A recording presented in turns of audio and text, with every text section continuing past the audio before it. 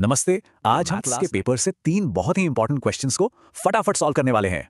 तो ये रहा हमारा क्वेश्चन पेपर और हमारा गोल क्या है, इन 3 सवालों को 5 मिनट से भी कम में सॉल्व करना है, बिल्कुल एग्जाम वाली फीलिंग के साथ। रेडी? चलिए शुरू करते हैं। तो सबसे पहला सवाल है सर्कल्स और उसके टेंजेंट्स के एक बेसिक कॉन्सेप्ट पर।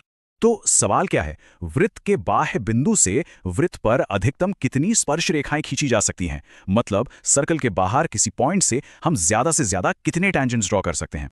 देखिए, ये तो एकदम डायरेक्ट थ्योरी बेस्ड क्वेश्चन है।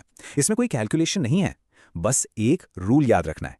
किसी भी एक्सटर्नल पॉइंट से सर्कल पर एग्जैक्टली 2 टेंजेंट्स ड्रॉ किए जा सकते हैं, बस इतना ही। तो इसका मतलब हमारा करेक्ट आंसर क्या हुआ? Option D 2। अगर ये थ्योरम पता है तो एग्जाम में ये एक फ्री का मार्क है ना? चलिए अब नेक्स्ट क्वेश्चन पर चलते हैं। इसमें थोड़ी सी कैलकुलेशन करनी पड़ेगी।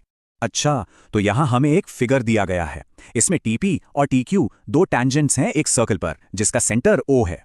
अब हमें एंगल एट द सेंटर यानी एंगल पीओक्यू दिया हुआ है 125 डिग्रीज और हमें निकालना क्या है? हमें एंगल पीटीक्यू की वैल्यू पता करनी है। तो इसे सॉल्व कैसे करेंगे? इसके लिए एक बहुत ही इंपॉर्टेंट थ्योरम है, याद रखिएगा। टेंजेंट्स के बीच का एंगल और सेंटर पर बनने वाला एंगल, ये दोनों हमेशा सप्लीमेंट्री होते हैं।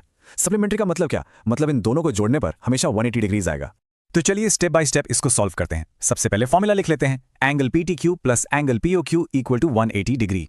अब जो वैल्यू हमें पता है एंगल पीओक्यू की 125 डिग्रीज, उसे फॉर्मूला में डाल देते हैं। तो ये बन गया angle PTQ plus 125 degrees equal to 180 degree. अब तो सिंपल है, एंगल पीटीक्यू निकालने के लिए हम 180 डिग्री में से 125 डिग्री माइनस कर देंगे। तो हमारा आंसर क्या आया? 55 डिग्री। अब यहां एक कॉमन मिस्टेक है जो स्टूडेंट्स करते हैं, वो भूल जाते हैं कि इन एंगल्स का सम 180 डिग्रीज होता है। तो ये सप्लीमेंट्री वाला रिलेशन जरूर याद रखना है। तो हो गया सॉल्व। हमारा फाइनल आंसर है ऑप्शन ए 55 डिग्रीज। सिंपल था, राइट? ऑलराइट, अब चलते हैं अपने लास्ट क्वेश्चन पे जो है कोऑर्डिनेट ज्योमेट्री से।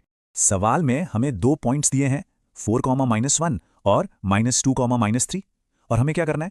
इन दोनों पॉइंट्स को जोड़ने वाली लाइन सेगमेंट का मिड पॉइंट निकालना है। इसको सॉल्व करने के लिए हम यूज करेंगे मिड पॉइंट फॉर्मूला। फॉर्मूला बहुत सिंपल है।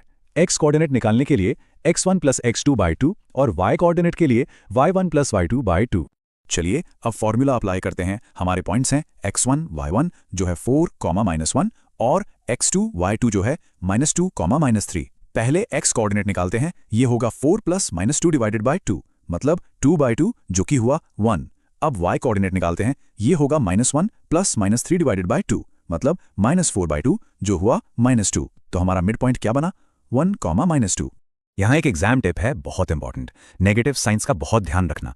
प्लस माइनस में एक छोटी सी भी गलती हुई ना तो पूरा आंसर गलत हो जाएगा, सो बी वेरी केयरफुल। तो हमारा फाइनल आंसर है ऑप्शन बी 1, -2। देखा, यह भी कितना आसान था। Great job. तो चलिए जो भी हमने सीखा है उसे फटाफट रिवाइज कर लेते हैं। तो आज हमने 3 मेन कॉन्सेप्ट्स देखे।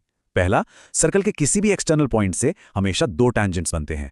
दूसरा, टेंजेंट्स के बीच का एंगल और सेंटर का एंगल दोनों का सम 180 डिग्री होता है। और तीसरा, मिड पॉइंट फॉर्मूला। ये तीनों पॉइंट्स एग्जाम के लिए सुपर इंपॉर्टेंट है। तो अब एक सवाल सोचने के लिए, ये फॉर्मूलाज सिर्फ इन्हीं क्वेश्चंस के लिए नहीं है। सोचिए ज्योमेट्री की और कौन सी प्रॉब्लम्स सॉल्व करने में ये आपकी मदद कर सकते हैं। इस पर जरूर सोचिएगा।